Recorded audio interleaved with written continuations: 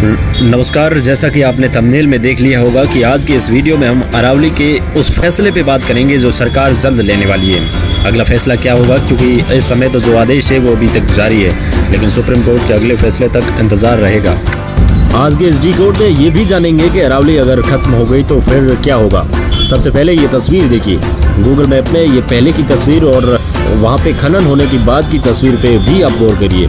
ये तस्वीरें कहीं और की नहीं बल्कि दिल्ली एनसीआर रीजन में कैरानी भिवानी की है, जहाँ पहाड़ियों में इतना खनन हुआ कि यहाँ पे टावर पुल नुकीली नुमा और 50-50 फीट के खड्डे बढ़ गए। स्थानीय लोगों का क्या कहना है वो भी हम जानते हैं। स्थानीय लोग ये कह रहे हैं कि यहाँ पे जो पहले था वो तकरीबन 100 मीटर अरावली के ऊंचे ऊंचे पहाड़ थे, लेकिन अब उसके अंदर 50-50 फीट तक गड्ढे हो गए।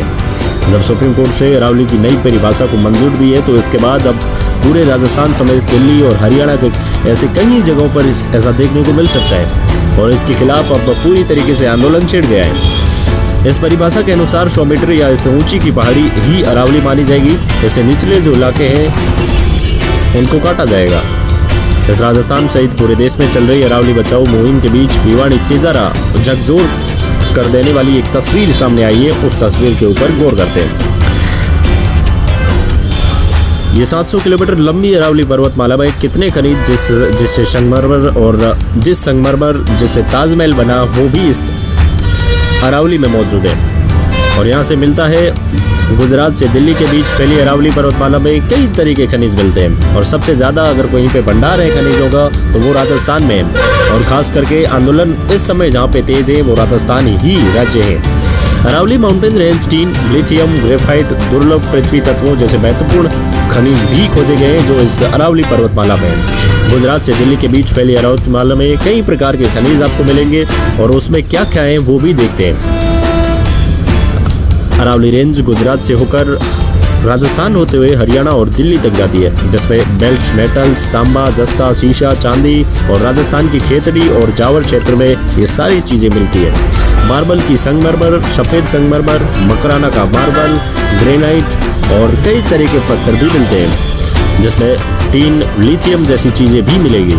ये 700 किलोमीटर लंबी पर्वतमाला पे जिस प्रकार के खनिजों का अजायब घर राजस्थान को कहा जाता है वो इस अरावली पर्वतमाला के दम पर ही कहा जाता है। और अब आप इन तस्वीरों को देखिए जिसमें ये साफ नजर आ रहा है कि जहाँ पे अरावली का खनन हुआ है ये दिल्ली के कुछ ऐसे इलाके हैं जहाँ पे हुआ है और ये आज भी हो रहा है, लेकिन वहाँ पे सरकार वैध रूप से उनको अनुमति देती है जो खनन करता है उनको।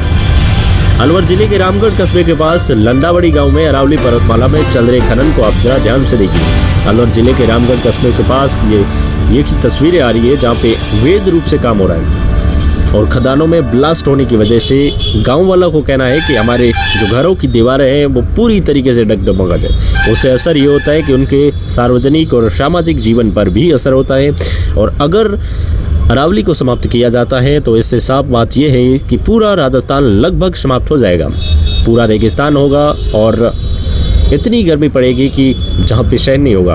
और बड़ी और ख़ास बात यह है कि राजस्थान का जो मानसून होगा वो पाकिस्तान में जाके बरसेगा, क्योंकि मानसून में भी फेरबदल होगा, क्योंकि इसका असर अब बहुत ज़्यादा देखने को मिल सकता है। इससे पहले हमने आपको बता दिया था हमारे वीडियो में, लेकिन अगर आपने वो वीडियो नहीं देखा है तो हमारे चैनल को सब्सक्राइब कीजिए ताकि अगला वीडियो जब भी आए तब आप तक सबसे पहले पहुंचे। अब एक महत्वपूर्ण प्रभाव के ऊपर नज़र डालते हैं जो राजस्थान से तकरीबन राजस्थान के आसपास के सभी इलाकों पे पड़ेगा। वो सबसे बड़ा प्रभाव ये है कि अगर राजस्थान में अरावली पर्वतमाला को समाप्त किया जाता है तो वहाँ के मानसून के ऊपर गहरा प्रभाव पड़ेगा।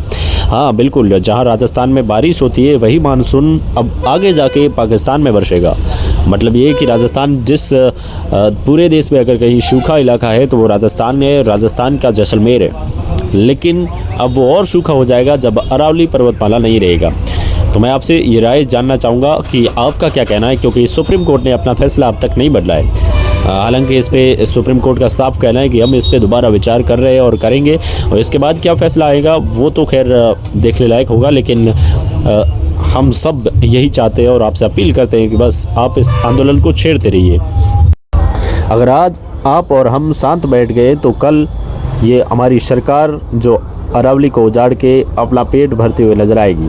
इसलिए मैं आपसे निवेदन करता हूं कि आप अरावली बचाओ के इस कार्यक्रम में किसी न किसी प्रकार से अपना योगदान जरूर दें। आज के इस बुलेटिन में बस इतना ही, लेकिन हाँ ज़रूर मिलेंगे अगले बुलेटिन में। तब तक के लिए नमस्कार।